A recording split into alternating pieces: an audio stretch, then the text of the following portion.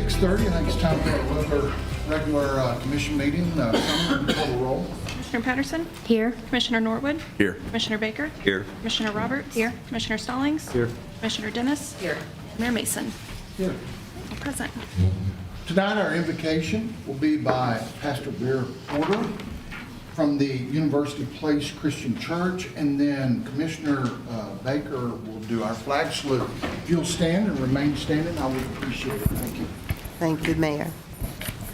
Pray with me. Father God, we just thank you for this opportunity to stand before you as representatives of our great and beloved city, Enid, Oklahoma.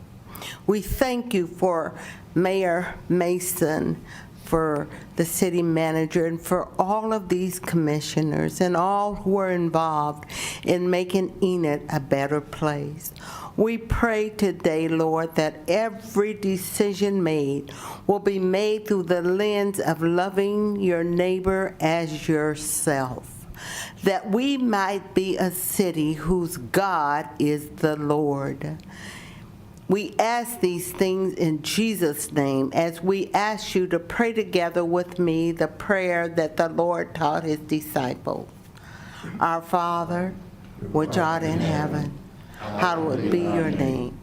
Thy kingdom come, thy will be done, on earth as it is in heaven.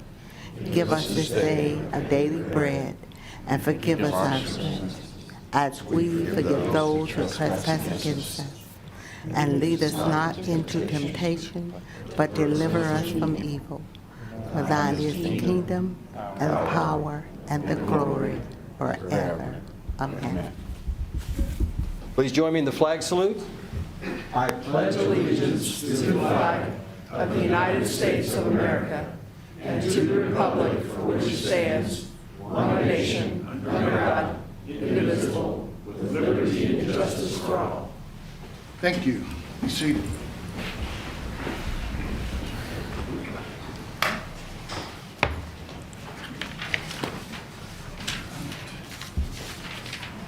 Item 3.1, consider approval of minutes of the regular commission meeting of March 3rd, 2026. So moved. Second.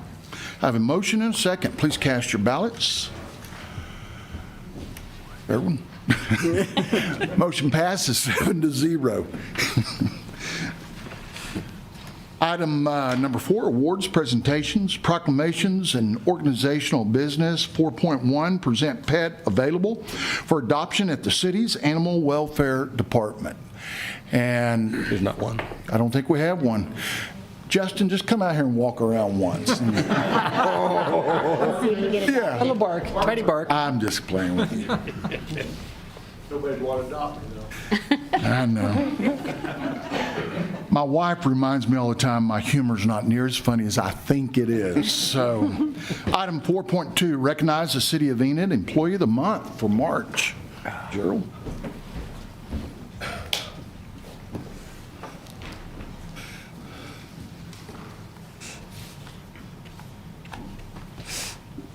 Corey Cheslick, would you come on up, and Corey Buller? Hey, once again, it's time to present the Employee of the Month for the City of Enid for this month, for March. And Corey, it's you, and so I know that I don't know you real well, but I've heard a lot of great things about you, and you're one of the key guys that keeps our parks, in particular the ballparks at Crossland, looking well, and I'm sure you do a whole lot of other things. But Corey, why don't you tell everybody the great things he does that has earned this recognition for the month of March? Well, like you said, Corey's one of our main ball field athletic guys. Does some work at Crossland, but also Kellett, South Government Springs, all of our softball fields as well. Been here about 13 years or so.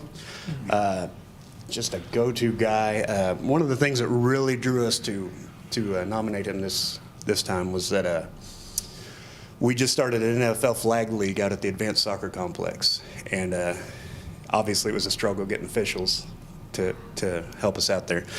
Well, Corey, in his evenings and weekends, well, he's an actual official for the OSSAA and doing all the officiating across the state. So he stepped up as soon as he saw that we had an issue, and he really helped us out, giving up every weekend and coming out and helping Jessica and the ladies run the flag league. So couldn't have done it without you, and that's the truth. So I really appreciate you. Thank you very much. Well, Corey, I want to present this to you. That's a most valuable player coin, and you are a most valuable player. Come on up and feel free to introduce your wife and child if you want. My wife, Jessica, and my 4-year-old lovely daughter, Maya. Thank you, appreciate it. It's a park effort. Our whole group works together very well, not just an individual effort. Thank you, though. Thank you very much.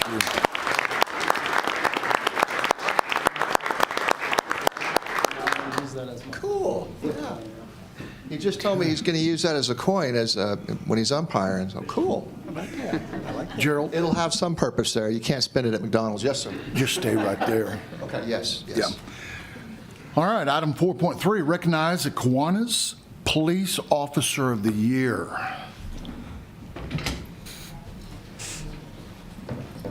Yeah, and all the Kiwanians here, if you want to come on up too.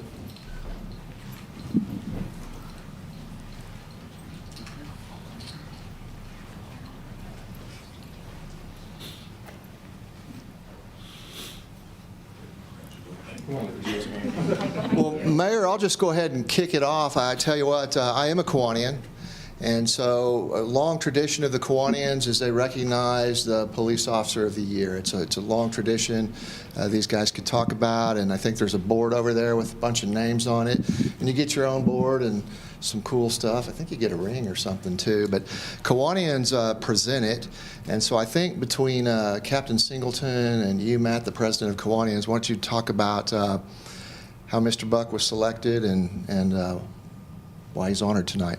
I will have to defer to Captain Singleton. Okay. So the way we select Officer of the Year is every quarter we'll select an Officer of the Quarter.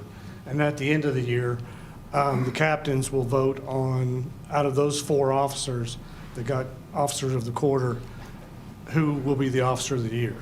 One of the reasons Matthew was selected is Matthew is a fairly young officer. He's 2 years? 3. He's a 3-year officer. One of the things that impressed us is his amount of DUI arrests he likes to make. He makes a ton of them. He likes to get drunk drivers off the road. But one of the things that also impressed me is a lot of times as we get to be older officers, we might take a night off, take it easy, not get in too much trouble or whatever. But Matthew doesn't take a day off. When he comes every night, 110%, he's looking for drunk drivers. He's looking for the thieves that are out there trying to steal stuff. He's looking for the drug users and stuff like that. So because of that, he was picked as our Officer of the Year. So congratulations. Thanks, sir. Thank you.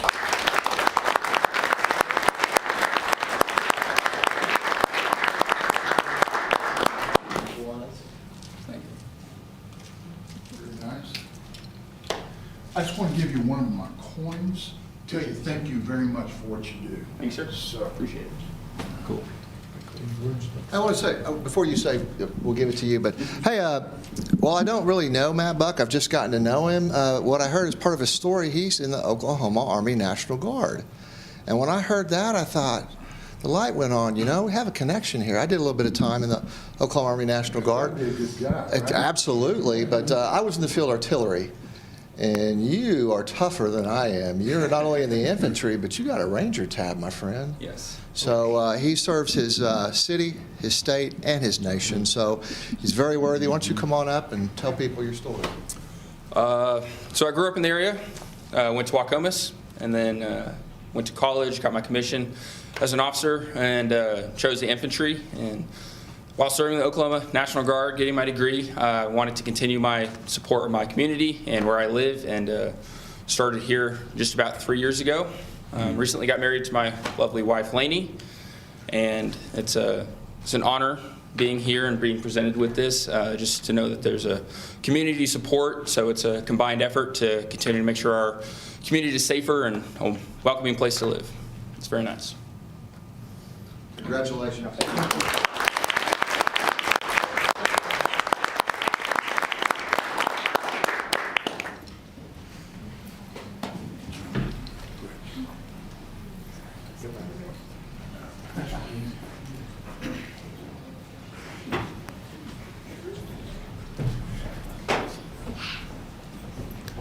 It's pretty cool.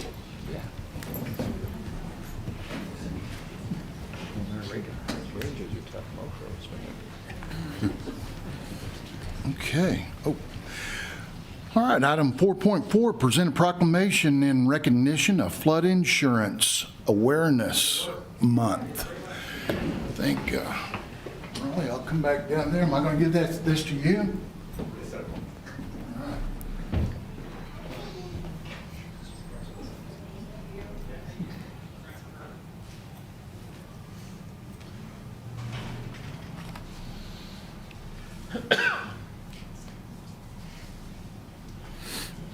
I think I mentioned here a couple weeks ago, I'd given one for Engineering Month about how much work our team does, our engineering team.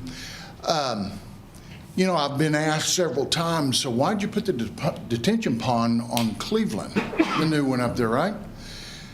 The FEMA tells us to put that there, right? I mean, they actually give us maps and show us where possible flooding is, and then our engineers, they design those things and put them in. So not only do y'all design streets and intersections and street lights, but also try to divert the water away from our houses. And I know we've been making a lot of strides on that lately, haven't we? So you go up and down a little farther up Cleveland, if you'll look underneath the railroad track also. We always had water back up there, and now they've put in some huge, like 4 huge tubes through there. What are they called? Culverts. Culverts. I knew that. I was just seeing if you knew it. So anyway, that being said, we do want to recognize National Flood Awareness Month. It says, whereas flood insurance aims to reduce the impact of flooding on private and public structures, and whereas Congress created the National Flood Insurance Program, or NFIP, in 1968 to mitigate future flood damage and provide affordable insurance to property owners and encourage communities to adapt, enforce floodplain management regulations, and whereas the Oklahoma Water Resources Board is the state agency designated to coordinate the NFIP in Oklahoma, communities participating in the NFIP agree to regulate development in the floodplain in exchange for the offering of affordable flood insurance and enhanced protection against future flooding episodes. And whereas there is a need to inform Oklahomans about the importance of NFIP participation and the numerous benefits of intelligent floodplain management, and whereas flood insurance policies may be purchased from any licensed property insurance agent or broker in good standing, and whereas it is important to promote the timely purchase of flood insurance well in advance of Oklahoma's spring flooding season, as most flood insurance policies generally require a 30-day waiting period. Now, therefore, I, David M. Mason, by virtue of the authority vested in me as the mayor of the city of Enid, do hereby proclaim March 2026 as Flood Insurance Awareness Month. So, I'll give that to you. Anything you want to say? Yeah, just wanted one sentence, just wanted to remind everybody, flood can happen anytime, anywhere. So when it happens, the flood is very expensive. So most of the homeowners, they need to understand their insurance that does not cover flood damage as flood insurance. So this awareness going to give all the residents and people to understand, like, hey, what is their exposure to the flood, and make sure if they are exposure to the flood, they need to make sure they need to get a flood insurance. Absolutely. Absolutely. Thank you. Let's give them a round of applause.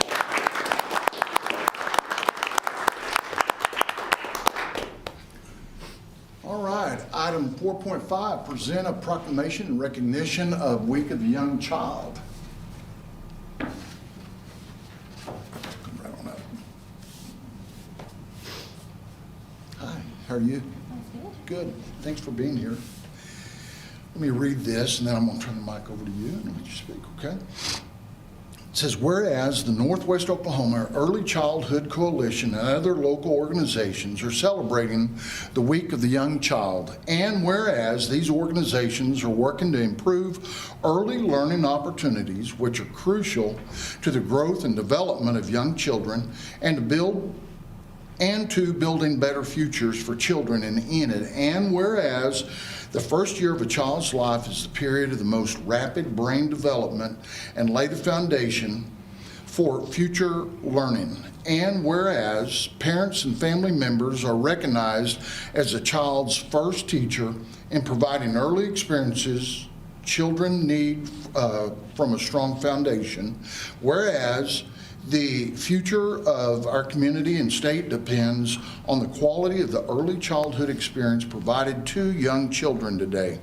Now, therefore, I, David M. Mason, Mayor of the City of Enid, Oklahoma, do hereby proclaim that April the 11th through the 17th, 2026, as the Week of the Young Child, kicking off the celebration with Northwest Oklahoma College Superhero Saturday in Enid, and we urge all members of our community to support efforts that increase children and families' access to high-quality early childhood experiences. Congratulations. Thank you. You bet. Would you like to say a few words, kind of tell them what it is that you're doing? Sure. Yeah. First, thank you for proclaiming that first week as the Week of the Young Child. And we do an event. We've done this for the last 5 years, I believe now. A Saturday event for families. And so we're having Superhero Saturday on April the 11th to kick off the Week of the Young Child. And we really encourage all families to come out with their little ones. They can dress them up as superheroes or in any kind of costume they would like to. There will be a lot of members of the community dressed up as superheroes as well. Everything for the event is free. It's going to be at Meadow Lake Park on the 11th of April from 9 to noon. And we'll have food, all the rides that will be available, not the normal, like the trade and everything, but we'll have some other things that they'll be able to do. I think paddle boats and ice cream and all kinds of fun activities. Our Early Childhood Coalition has worked hard to bring in different vendors that are appropriate for young children or for the adults. So there'll be some education tables there, and every single table will have activity for children to do. It's all free, 100%. So Everybody's invited, right? Everybody's invited, yes. Very Yes. nice. And thank Very you so nice. much for Oh, the you're welcome. proclamation. Thank you for being here.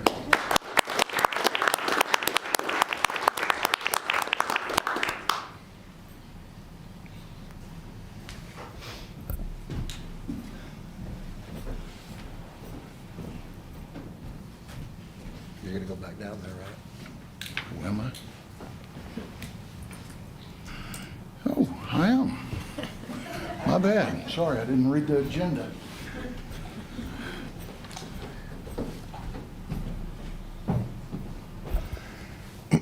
You know, before I do the next portion, talking about superheroes, I've got a 4-year-old grandson that's named Charlie. He likes to dress up in a ninja outfit, right? Stealth around. He now wants us to call him Charlos. Yeah, Charlos. Corey, why don't you come on up here and assist the mayor in this presentation? Go ahead, He's saying Mayor. hurry. I know what he's saying. No. I like Charlos. Item 4.6, recognition of Ron Jansen for over 50 years of service on the park board. Ron, come on up.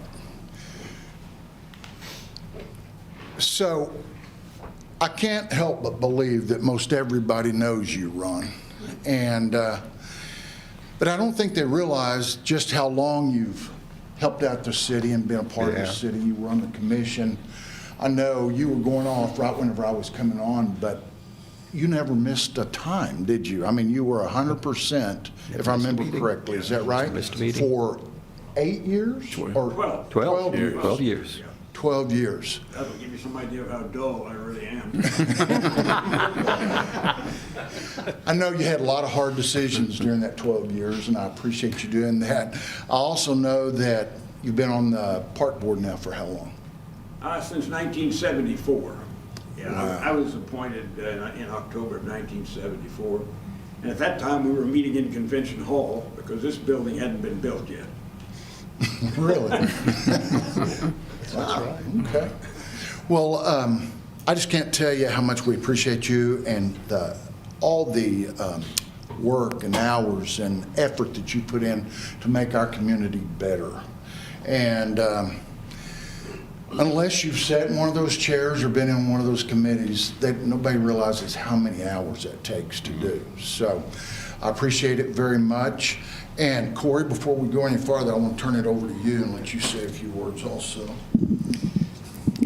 So we had some internal discussions here, I don't know, about a year or so ago, how a lot of these longtime Enid servants, you know, we recognize them a lot of times posthumously. So we started thinking, you know, what can we do? You were the prime example. You were the. I was able to deny you that. So I thought we have got to do something for Ron. Ron has been October 1974, been here 52 years, serving this park board in some capacity or another. So I was, albeit not naming a park after you, but it's we wanted to recognize you in some way, and it's we just a token of our appreciation for you, Ron. So I'm getting the big prize, am I? Yeah, you got you this black bedspread. Oh, no, it's a bench. Had this made for you. Has your name on this side. Serving Enid Park since 1974. You look a lot younger in that picture. Just saying. I didn't think it did me justice. But we want you to have that. And we're going to put it out at the new park, right? Yeah. Ron was really instrumental for years, 20-plus years probably, trying to get a new park in the Brookside addition. So I thought, what a fitting park to have this bench in. So. Yeah. That's beautiful. I love it. I couldn't have gotten anything I liked any better. Why don't you try sitting in it? Yeah, I should. You can break it in. Somebody help me out. Corey's going to get pictured good. Damn, you should have got a cushion. Just can't please him. Never satisfied. Thank you very much. Thank you very much. Yeah. I appreciate you.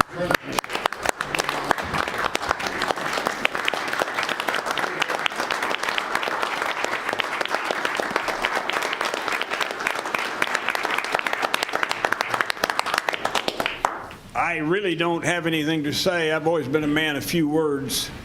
But I'd like to say I've enjoyed all of the years that I've spent on the park board. I also was involved with youth sports for a long time, and just yesterday I met a gentleman who I didn't recognize, but he told me that I was his football coach, and the man was 61 years old, and I was his youth football coach. I'll give you, like I say, I was always one of these people that if I got involved with something, I stuck with it a long time. Some people like to do a lot of things for a short period of time. I do a few things for a long time, and the city of Enid has been part of that, but I've really enjoyed it. I enjoyed all the people that I've met and all the people that I've worked with. So I thank you very much for this. I can't think of a thing that I would like any better than to have something in the park. So appreciate it, and I appreciate it, Corey. Yes, sir. Thank you. Thanks, Ron. Yep.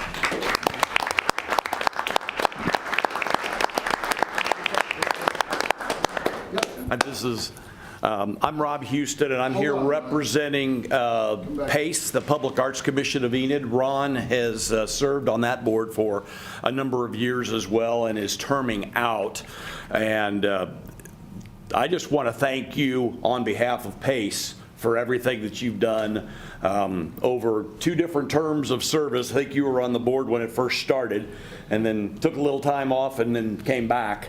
And one of the things that he is truly responsible for is the Martin Luther King Jr. mural that is on this building. That was all Ron, and we had a few little battles here and there to get it to where it was today, but it turned out fabulous. So Ron, on behalf of PACE, thank you for your service there as well.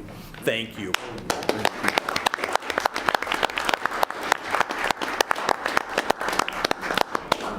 That's pretty cool.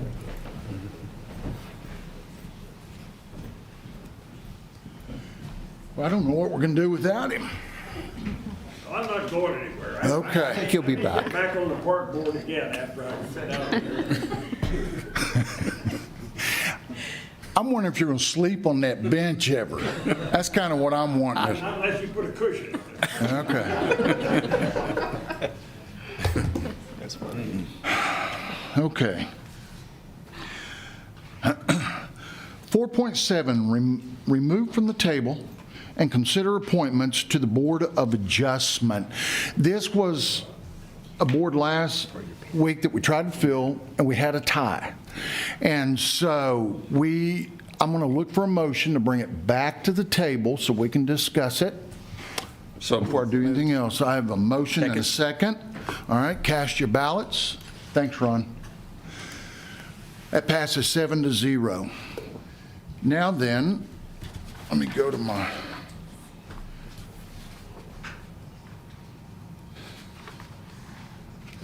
Now, which one am I using? So this one is just to break the tie between Brian and Jason.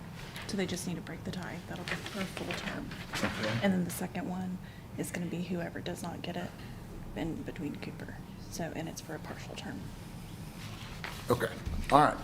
So that was the tie was between Brian Henry and Jason Van. And what I'm going to do, I don't know if we have either one of those here tonight, but I don't see Brian Henry. No? See Jason. Or Jason Van? No. Okay. So with that being said, Commissioners, I'm going to ask you to pick one tonight for this vacancy, and then circle your name at the bottom. And then we're going to have another vote on whoever doesn't get that, and one other candidate that applied for a unexpired term for the same board. Does that all make sense? Kinda?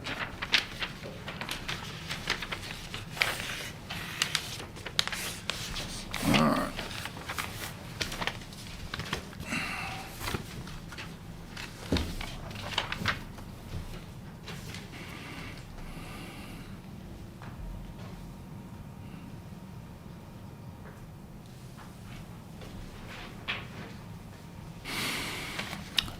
While we're waiting on that, I'm going to move on to 4.8 and consider approval for the reappointment of Dan Heath to the Aviation Advisory Board. And I will say that this is Gerald's pick. We just confirm it is all that we do. So Gerald, go ahead. Yeah, Dan served a long time himself on the Aviation Board. He's eligible for another term.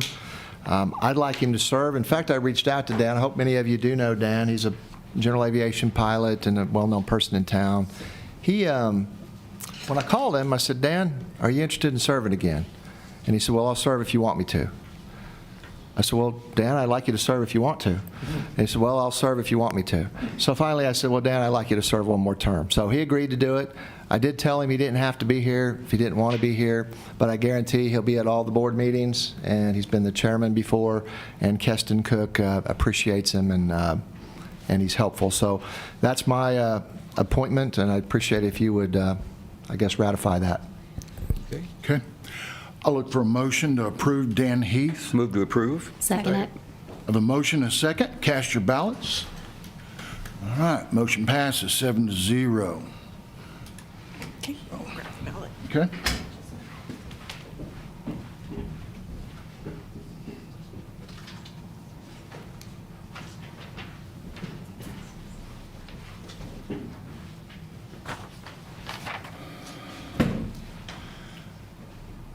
Okay. Jason Van will now serve the full term that's coming up on the Board of Adjustments. He won 4-3. Voting for Jason Van was Baker, Stallings, Dennis, and Mason. And voting for Brian Henry was Patterson, Norwood, and Roberts. So he'll have a seat. Now then, on the next ballot, this is for the unexpired seat. On your ballot, you'll see Jason Van on there. He cannot be on that now. So if you'll scratch him off, this will be between Brian Henry and Cooper Thornton to serve the unexpired term. So with that being said, I know Brian's not here. Cooper, or would you like to come up to the mic again? Yes, please.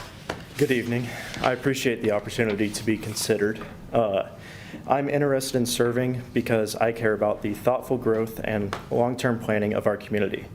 As Enid continues to develop, there will inevitably be situations where property owners request variances or exceptions to zoning regulations. The Board of Adjustment plays an important role in reviewing those requests and helping ensure that decisions are fair, consistent, and in the best interest of the community as a whole. What appeals to me about this board is the responsibility to balance two important things: respecting the intent of our city's planning and zoning policies, while also recognizing that every situation can be unique. Those decisions require careful listening, sound judgment, and a willingness to consider both individual property rights and the broader impact on the surrounding neighborhoods. In my professional life as a financial advisor, long-term planning is at the core of what I do every day. My work involves helping people think beyond short-term decisions and consider how choices made today may affect their future and many years down the road. That same mindset, thinking carefully about long-term impacts, is something I believe is valuable when evaluating land use and decisions as well. Zoning policies exist for a reason, and consistency is important. At the same time, there are cases where reasonable variances make sense. The role of Board of Adjustments is to thoughtfully review those requests and apply the standards in a fair and reasonable way. I care deeply about the future of Enid and the quality of life in our community. I would appreciate the opportunity to contribute to that by serving on the Board of Adjustments and helping ensure decisions are made carefully and with long-term interest of our city in mind. Thank you. Thank you. All right, Commissioners, you have one vote, need to select one person between Brian Henry and Cooper Thornton, and don't forget to circle your name.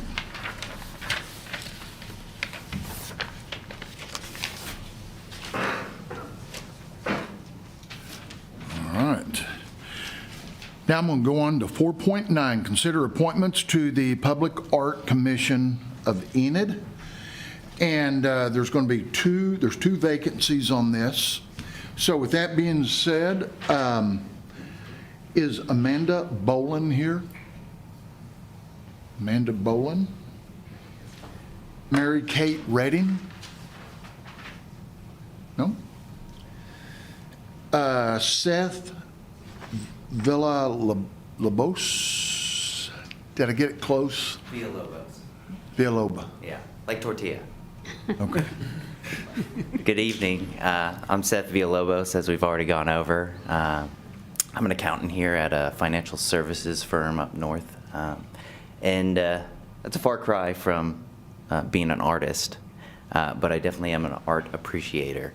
I used to work for the Luckenbills, and I was closely following the work you guys did at the Jerry Allen Memorial Skate Park there.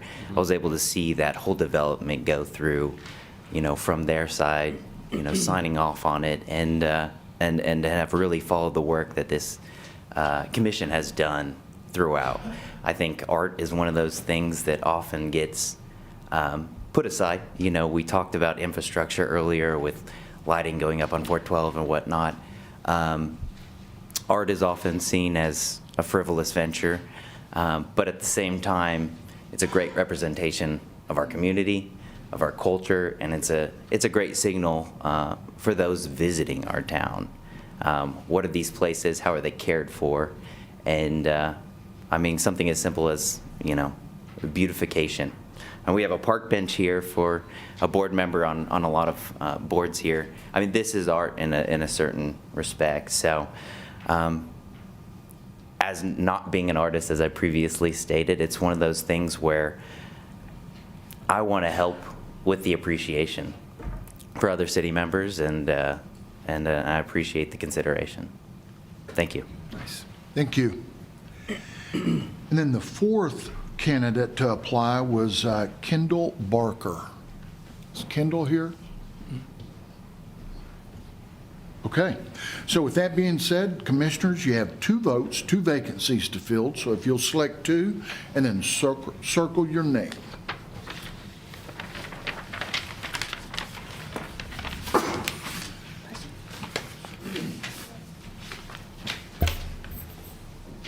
And then there's Board of Adjustment. Okay. So on the unexpired term for the Board of Adjustment, I have 1 vote for Brian Henry. That was Commissioner Patterson.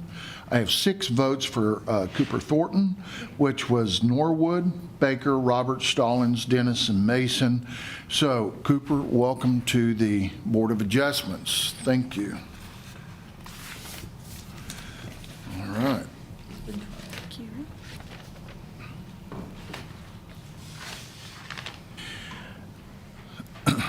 4.10, this is for the consider appointment to the tree board, and there are 4 applications.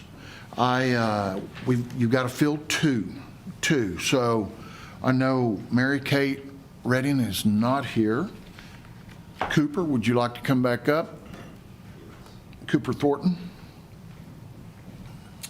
Hi. I'm also interested on serving on the tree board because I care deeply about the long-term appearance and health of our community. Trees may seem like a small part of city planning, but they are actually one of the simplest and most effective ways to improve a city over time. Healthy tree canopy provides a number of important benefits to our community. Trees provide shade during our hot Oklahoma summers, which helps make parks, sidewalks, and public spaces more comfortable for residents. They can improve air quality, reduce heat buildup in parking lots and streets, and make neighborhoods more enjoyable places to live and spend time. Well-maintained trees also contribute to higher property values and a stronger sense of community pride. When people see healthy, well-planned landscape throughout a city, it sends a message that the community cares about its environment and its future. Trees are also a long-term investment. The trees planted today will shape what our city looks like for the generations that follow us. Because of that, it is important that tree planting and maintenance are approached with thoughtful planning. One of the most important parts of urban forestry is making sure the right tree is planted in the right place. Good planning can help prevent damage to sidewalks, infrastructure, reduce unnecessary maintenance costs, and minimize safety risks during storms. Through my professional experience, I understand how important long-term planning and proper management are. Decisions today can and will have an impact that lasts for decades. I would be proud to help support the city's efforts to maintain and thoughtfully expand the trees throughout our community and continue improving the beauty and livability of Enid. I would truly appreciate the opportunity to help support reasonable tree planting and continued beautification efforts in our community. Thank you. Okay, thank you. The next applicant was William Noakes. William Noakes. And the last applicant was Bryce Snap. Bryce?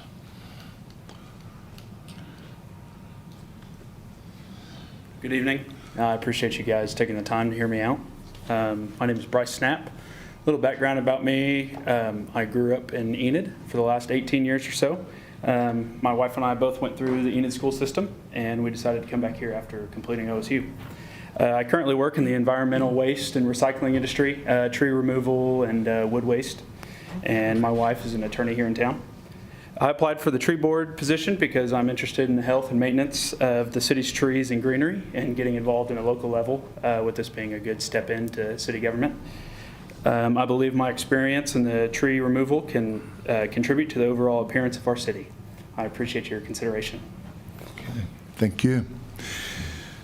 All right, Commissioners, 2 vacancies, and circle your name.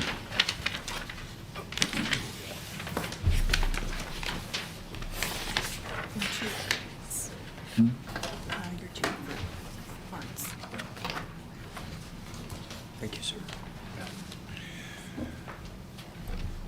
Okay, we had 2 positions on the Public Arts Commission of the Enid, the PACE Board, And receiving 7 votes was Seth Villalobos. Villalobos. Okay.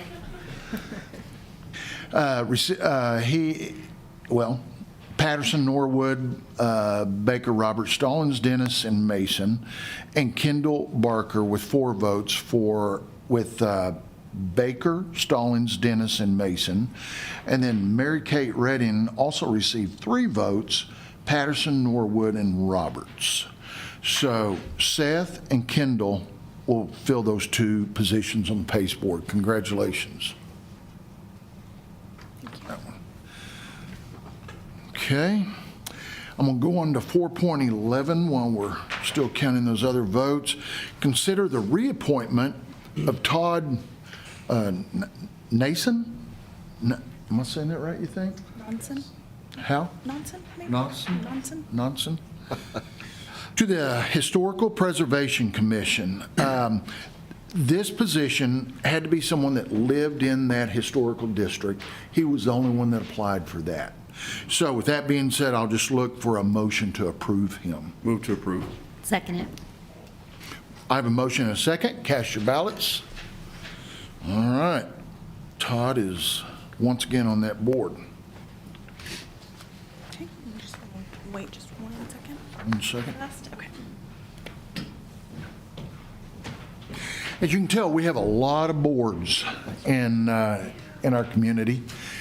We do that for a couple of reasons. 1, we need it, and 2, we like a lot of people involved throughout the community. So if you weren't selected this time, please don't give up. Sometimes it takes a little while to get on these boards, but we need you. We need you. So on the tree board, we had 2 positions open. Both Cooper Thornton received all 7 votes. Patterson, Norwood, Baker, Robert Stallings, Dennis, and Mason, and Bryce Snap received 7 votes. Patterson, Norwood, Baker, Robert Stallings, Dennis, and Mason. So both of you all welcome to the tree board. We appreciate it. Cooper, 2 for 2 tonight after striking out last time. Good job. Victory. Resilience and perseverance. Keep trying, right? Yeah, very good. Okay, 4.12. I'm going to go back to our study session now. 4.12, discuss any item remaining from the study session agenda. And I'm going to go back to 3.5, discussion of a proposed incentive for the installation of backflow preventers on existing construction. Melissa and Brooke, I think, has got this. So. Thank you, Mayor. Good evening, Mayor, Board of Commissioners. I kind of thought you were trying to put this off indefinitely, so we finally got here. You'll see on the slide it says March 3rd. We didn't get that changed. We were on the agenda last time, moved it to tonight. So thank you for engaging us. So we do have a proposed ordinance. I want to give you a little bit of context to it, and that's why Brooke is here to talk a little bit as well as me. So incentivizing sanitary sewer backflow prevention systems, it's a really, really big thing for the city. We have a big issue. I'll go next here. The issue, OMAG, our insurance company, as you'll know, they are the ones that will see anytime we have a sanitary sewer backup, we submit that claim to them. They are showing in their data that the top 3 liability claims over the past 5 years are, probably not a surprise, sewer, police, and auto. However, very recently, those claims for sanitary sewer backups have soared. They've increased a lot, and Enid is not any different than any others in the state. So they're surging. The costs are going up. That's a big liability for us, for other municipalities across the state. There are some reasons for that, some aging infrastructure. There are near strict liability nuisance lawsuits. We see a lot of lawsuits that come from these tort claims. There are firms across the state that this is what they focus on. They seek the opportunity to file these types of lawsuits against municipalities. And sometimes we have minor backups that can cause liabilities exceeding $125,000, not just per incident, but per occupant for that residence. So you can see that that can raise costs substantially. Statewide, within the past 5 years, according to OMAG, there have been 841 claims across Oklahoma, totaling a cost of $10,063,691. Specifically in Enid, we have within the past 3 years, about 34 claims totaling $422,305. And actually, I will say that there's an updated number. We just today, I believe, received a new figure. So there's been an additional claim paid out. And so that total is actually $454,286 to date. Some of the causes of these claims, and there's a spreadsheet they provide to us. It shows that there are roots, tree roots, some main structural defects, wipes, rags, towels, make sure nobody's flushing those things down the toilet. Fats, oils, grease, those kinds of things are the cause for that. So in responding, I wanted to talk a little bit about what we're doing and then pass it on to Brooke and show you how we're responding to this to decrease those liabilities. So we have a 5-year sanitary sewer cleaning plan that Brooke will talk about. We have added some requirements for new construction already for those backflow preventers. We are proposing tonight to talk to you about incentives for existing construction. And then just wanted to point out that OMAG is constantly talking to us and to other municipalities about ways that we can reduce the risk and the liability. And we're doing exactly that, and we're actually going above and beyond with the proposal tonight. There was, and I didn't write down the bill, but there is, as you heard earlier in study session, there's some pending legislation that promotes some of these measures. That tonight's proposal would also go above and beyond what the legislature is saying that municipalities need to put in place to reduce the liability for not only municipalities, but to help citizens prevent these kind of backflow incidents within their communities. So at this time, I'm going to pass it on to Brooke. He's going to talk about our 5-year plan. Good evening, America and Commissioners. In an effort to address some of these problems and stop these backflows, we have put together what I consider a very robust and proactive sewer maintenance and cleaning program. Excuse me. Our program starts in engineering. They spend approximately $1 million a year video inspecting these sewer mains, doing point repairs and replacements, and doing root control. In 2025, they inspected over 117,000 feet of sewer mains. They fixed 1,546 spots in the main that they found problems and 10 manholes. They also applied root control to approximately 75,000 linear feet of sewer main.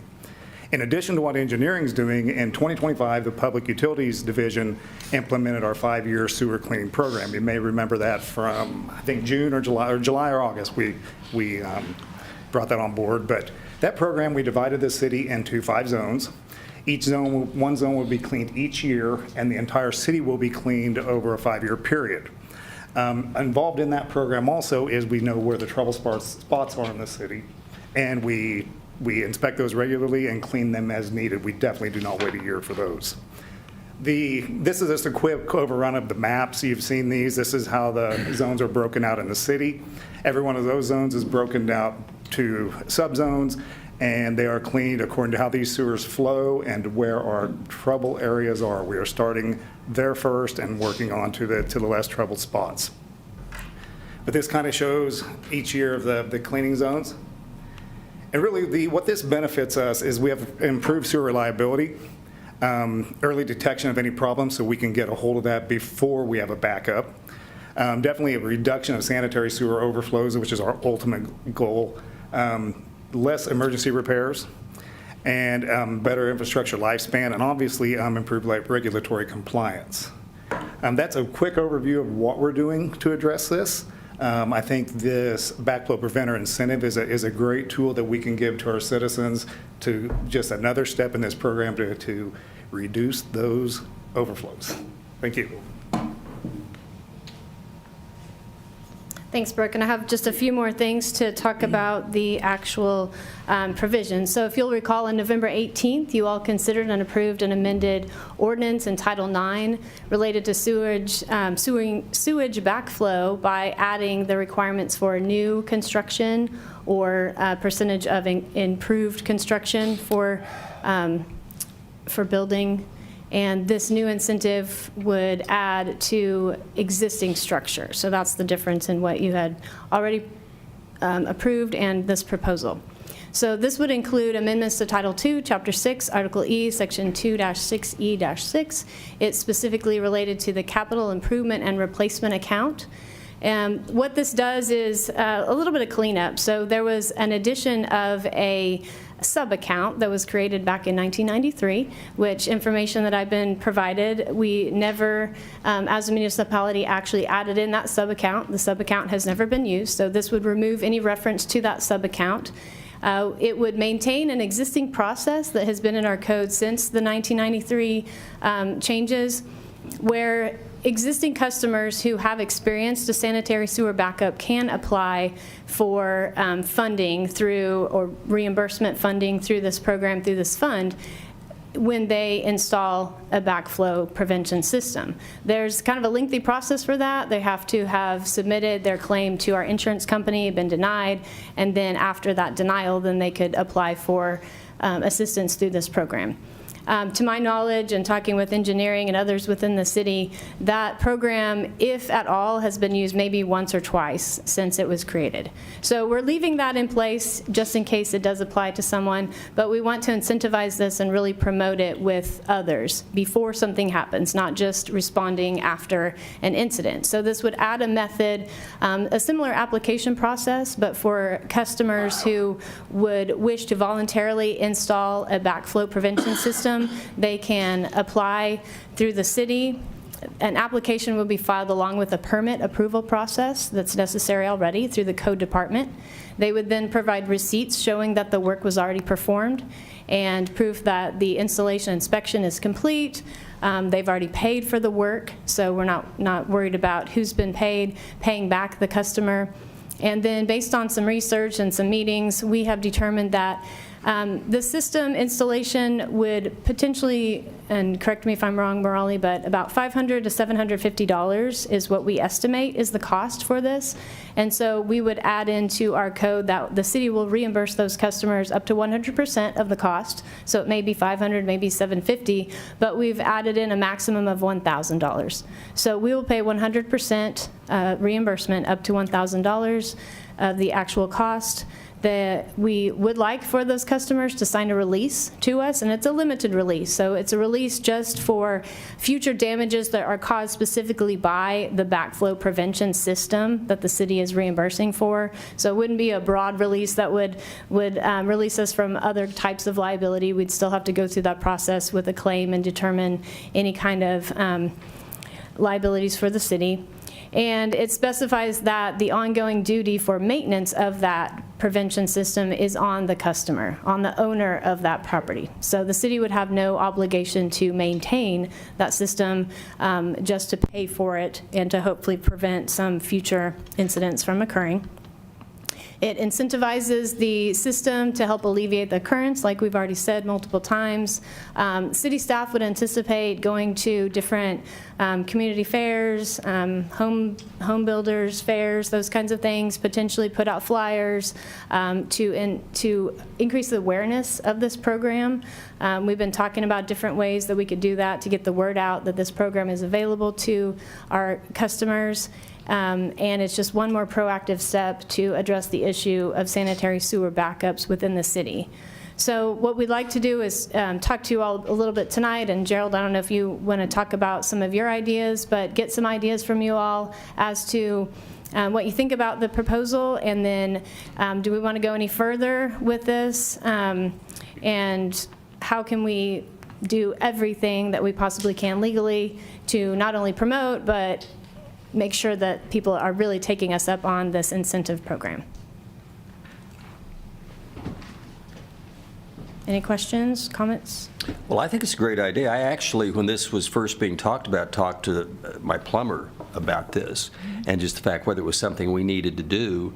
And yeah, I think it's a great idea. I'm guessing the guy who advertises on TV as the sewer lawyer is probably not in favor of this. Oh, I'm just probably guessing. not. Okay. Probably not. Any other comments? I put one of those on my house almost 4 years ago because we have a basement and, a lot of issues there. And, knock on Formica, I have never had any issues with that. And they're very, very inexpensive to do. Now, we did it when we were putting in a new sewer line, but the actual cost of that preventer is just a PVC pipe with a flap on it, so stuff can't go the other direction back towards the house. So I would really encourage the general public out there, especially if you're in a high-risk area or if you have a basement,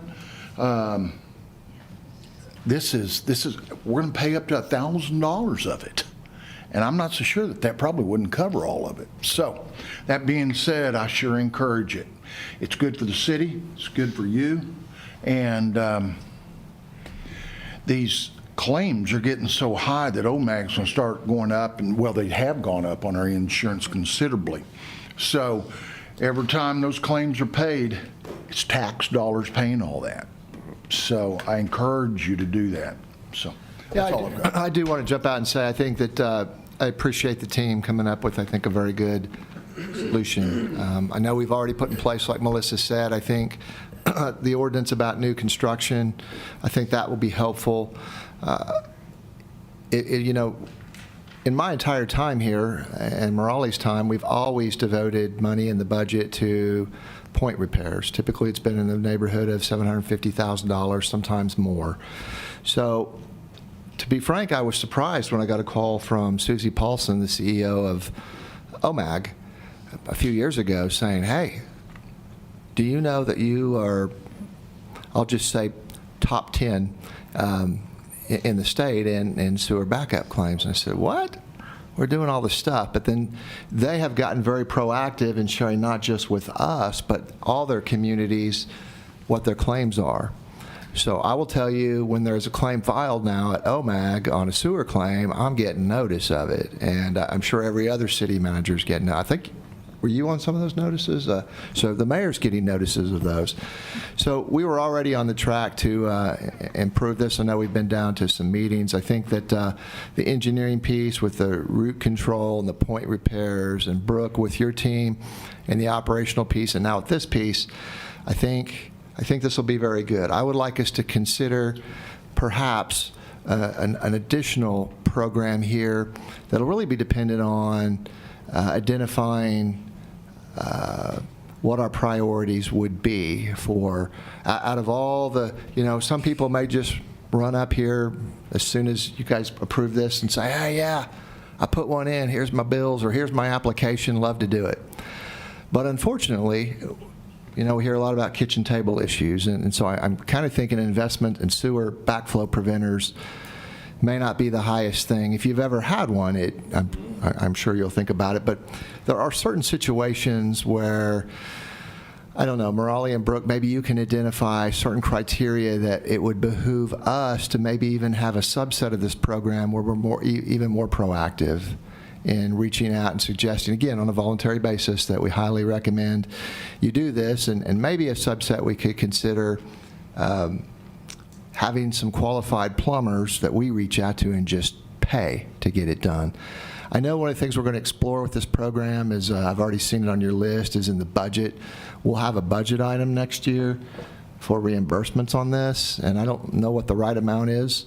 I will say that I already cut the amount that you put in at Morale, but it's still a large amount, a six-figure amount for this. So I don't know. We haven't had a run on these things before, and I don't know that we will. But I think our effort here is to behooves us. I had somebody ask, well, what if we get a plumber that's charging $1,000? Well, if they show the receipts for $1,000, that would be, it would be better to spend $1,000 to get a backflow preventer and have one less claim. I noticed we had 34 on there, so that's roughly 11, 12 a year. But I was a little shocked by the size. I guess I didn't look at that part of the report. No, thankfully, not all of that or very little of that came from the city of Enid directly. It came through claims. So our insurer was paying that. So that's why they're highly interested, because if our numbers are there, then you can imagine Oklahoma City, Lawton, all the other member cities that they have. So I think we'll probably take a look at that, but I think we'll wrap this up fairly quickly and bring it back to you so we can get something in place, because we can always, based on experience, come back and tweak it. But I would hope that all this effort that we put into it, we will get the folks of Enid to consider doing this. I'm on a septic tank, but Morale, if you ever get a sewer line up to my house, well, it's new construction, I guess I'll have to do it, but I would do it anyway. So, thank you. Okay, thank you. Okay, we'll move on still on the study session to 3.7 and discuss amending Title VI, Chapter 5 to add a new section 6-5-12 of the Enid Municipal Code 2024 to establish new code sections prohibiting spinning wheels and excessive acceleration and establishing penalty for violation. Mandy? Yes, Mayor, Commissioners, good evening. Thank you for having us here. This was set to be on our study session. I'm happy to discuss this with you in our regular meeting tonight. A few weeks ago, Sergeant Buck with PD reached out to me requesting us to look at the possibility of adding a new ordinance related to spinning wheels and excessive acceleration to prevent burnouts and peel-outs, particularly during the upcoming when weather gets warmer, people are out cruising, and the incidence of burnouts and peel-outs and people doing donuts seems to increase as that weather warms up as we approach the spring. So I took a look at it. I did some research to look to see if there was any state law on point. Found there's no specific state law regulating spinning wheels or excessive acceleration designed to prevent burnouts and peel-outs and doing donuts in parking lots. However, the state law does make it clear that municipalities are authorized to enact this type of legislation in their code by preparing ordinances and bringing that to y'all to study. So we looked at some other jurisdictions for comparable ordinance language to see kind of what other communities were doing. Some of the languages, we took the language and modeled it to suit our needs.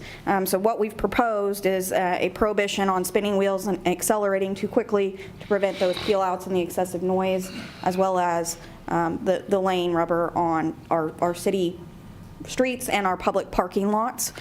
So we looked at that. We looked at what fines were allowed under the state law and created a kind of a tiered system. You'll note on the draft, it breaks it down into violations of the ordinance that don't have any damage to persons or property, with an increasing fine for each subsequent offense, and then a secondary fine that applies when there's property damage or injuries to persons, as well as an increasing escalation on the fines there as well.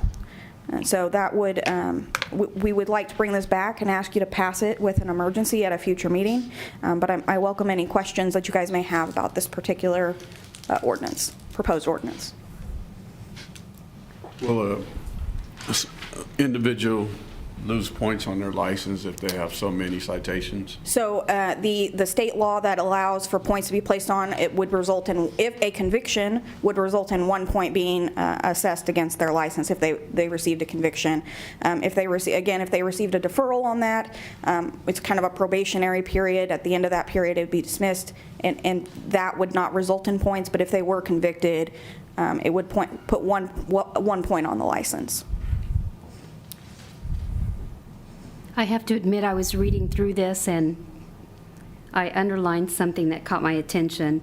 We were talking about spinning wheels, and under Section B, it says persons riding animals or driving animal-drawn vehicles, and I was wondering how they would spin their wheels on that, but that is an exception Mr. Morris just pointed out to me. I think you're looking at the second ordinance. The first ordinance is solely the first ordinance we're proposing would be a new 6-5-12, and it's solely the violation of the prohibition of spinning wheels and the violation penalty. The second one is where we're adding, we're looking at updating a second part of our code to allow for this particular type of violation to apply in parking lots. Okay. So that's a separate ordinance. Wouldn't apply in that type of situation. I just thought that was funny because I was trying to figure out how they spun their wheels. It is funny. Any other questions, comments? I think this is a good idea. There's a couple communities around that have these cruises, and they let them spin their tires. I know of a couple of situations where the tires have come apart and hit people standing on the sidewalk. And those steel belts, it hurts people a lot. So, And that was the theory behind Yeah. splitting it into the two different categories, one with no damage, one with damage or injuries to persons or property. yeah, so.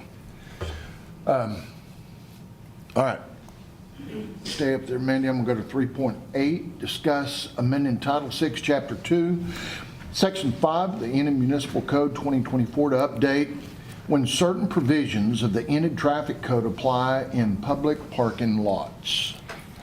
Yeah, so this is kind of a companion update, clarifying, cleanup piece of code.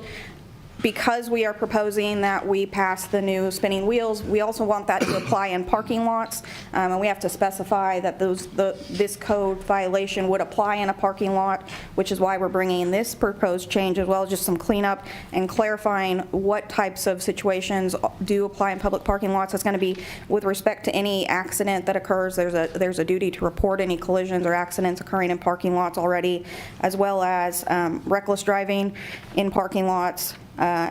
Attention to driving in parking lots if you have an accident, and then this new spinning wheels would also, we were asking for that to be applicable in parking lots as well. Questions? All right, very good. And you're going to bring this back to us, right?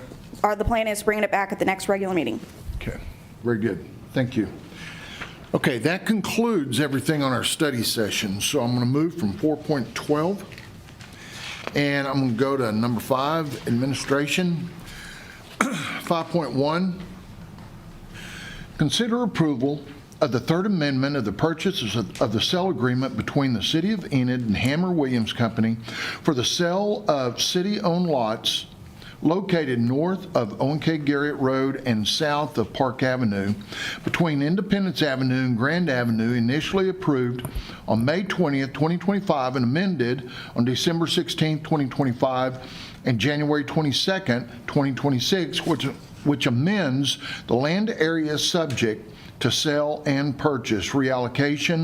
Reallocates the purchase price at closing, eliminates in-kind obligations, sets the closing date of March the 18th, 2026, sets transaction cost requirements, amends the requirements for developing, purchasing, and delivering the park plans, removes public improvements, sets the city's requirements for closing and vacation of the alleyway, and creates a construction moratorium for adjacent property, and authorizes the mayor to execute necessary documents.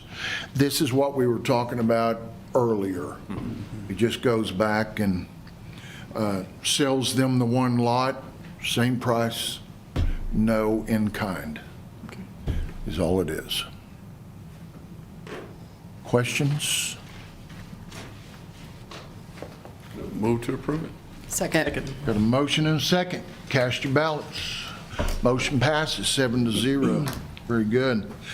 Item number 6, consent, paying the bills. I have a motion to approve and a second. Cast your ballots. Motion passes 6-0. Item number 7, recess to convene as the Enid Municipal Authority. All trustees of the Enid Municipal Authority regular meeting are present. Item 9.1, consider approval of the purchase of one 2025 Freightliner M2106 4,000-gallon water tank truck from Custom Truck One Source of Kansas City, Missouri, for the City of Enid landfill in the amount of $160,000, and authorize the chairman to execute necessary documents. Brooke? Good evening. This is an item that was budgeted. It will replace a worn-out truck. This truck came in right on budget, and it's actually a 4,000-gallon capacity, and we were hoping for it too, so we got a good truck for a good price. Hey. Great. Very good. Any questions you'd like to? Rob? I move approval. All right, I've got a motion to approve. Second. And a second. Cast your ballots. Motion passes 7-0. Item 9.2, approval of claims in the amount of $390,551.35. Move for approval. Second. I have a motion and a second. Cast your ballots. Motion passes 7-0. Item number 10, adjourn to convene as the Enid Economic Development Authority. All trustees of the Enid Economic Development Authority regular meeting are present. Item 12.1, consider approval of an amendment to the professional service agreement with Happy Hour Marketing, LLC, for marketing and campaign management services for the Downtown Public Park Fundraising Initiative. This is what we discussed earlier. This is just giving her more time to do that since we are pushing a little ways, so to raise more money. So moved. I have a motion Second. and a second. Cast your ballots. Motion passes 7-0. Item 12.2, approval of claims in the amount of $3,500. So moved. Second. I have a motion and a second. Cast your ballots. Motion passes 7-0. Item number 13, adjourn to convene as the Enid Public Transportation Authority. All trustees of the Enid Public Transportation Authority's regular meeting are present. Item 15.1, approval of claims in the amount of $1,482.16. Move to approve. Second. I have a motion and a second. Cast your ballots. Motion passes 7-0. Item number 16, adjourn to reconvene as the Enid City Commission. Item number 17, public comment. I have 4 people signed up to make public comment. When I call you to the mic, please come to the mic, state your name, your address, and Scott, will you put a timer on for 1 minute, please? Doug Williams. Ms. Williams? Doug Williams, 4102 Driftwood Drive, Enid, Oklahoma. I think most of you know me, but if you don't, my name is Doug Williams, and I represent an organization called Capital Ministries. Founder is teaching Bible studies on the national level for the U.S. Senate, the U.S. House, and also the President's Cabinet. So I went through his training, and now I'm teaching it to you all, to whoever would like to be a part of it. Mr. Mayor, my first Bible study, I had 1. My second, I had 4. And we're going on for the third one, which will be March 23rd, this Monday, at 5:15 at the Enid Library in the Heritage Room.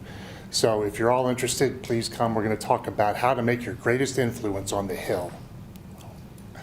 I also have some leftover Bible studies from a previous Bible study. If you're interested, everybody gets a printed copy to see what we're learning. So please come talk to me, and I'll be happy to pass one out to you. Thank you. Thank you. Terry Clark?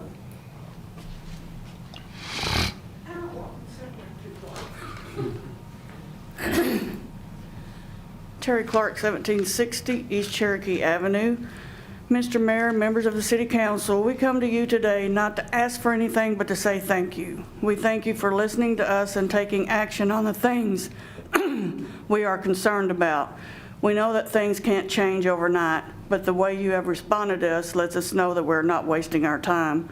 So thank you for your time and attention. We appreciate everything you do for Enid, and we look forward to long, good, standing relationship with everyone here. Please let us know if there's anything we can do to help in any way. Thank you. Thank you. Caroline Kine? Ken? People usually go with Ken, is the one I get the most. 50-50 chance and I missed. Carolyn Ken, 5306 Gray Ridge Road. Good evening, Mr. Mayor and council members. I echo Terry's gratitude for the opportunity to speak on animal welfare. Your willingness to engage with us shows that you're listening. That means a great deal. We ask that you share that same commitment publicly. The Enid community deserves to hear directly that you recognize these concerns and are working to make our shelter something we could all be proud of. We understand that meaningful change takes time and monumental effort from both leadership and animal welfare staff who are the boots on the ground. As progress continues, please remind the community that the pace of change does not reflect a lack of care.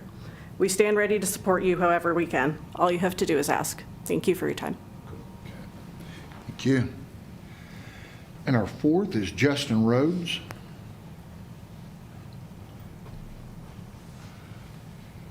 Well, praise the Lord. Justin Rhodes, 210 West Main. Praise God. I was supposed to do this before the war started, but I'll bring it now. Praise God. We're living in a time of revelation right now, and this has to happen. We have to have our sins revealed so we can get right with the Lord. And there's a sign coming with this. The sign is whistleblowers from everywhere, from even cabinets all across the earth, basically, because it's a time to come to the Lord and stop worshiping Mammon. Mammon is going to make wings and fly away here real soon. It's going to get real tough in this country really soon. The stuff that's happening over in the Middle East, Israel expanding to finally take the promised land, is causing a lot of stuff. The United States is heavily involved with that. Thank you, Justin. Thank you. Okay, item number 18, I'll look for a motion to adjourn. So moved. Second it. Motion and second, cast your ballots. We are adjourned. Good meeting, everybody. That was good.